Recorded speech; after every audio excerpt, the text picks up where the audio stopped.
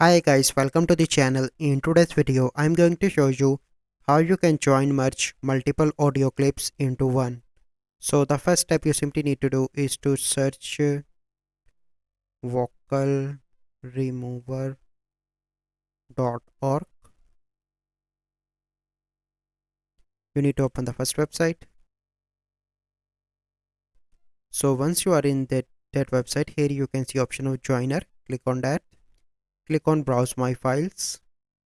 So I'm going to select these all audio.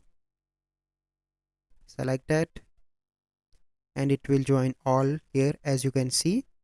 Once all are joined, then you simply need to click on save, and now it is saving.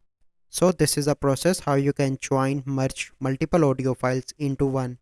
So I hope you find this video helpful. If you find this video helpful, must like this video, subscribe to our YouTube channel for future videos. We'll see you in the next video. Thank you, have a good day.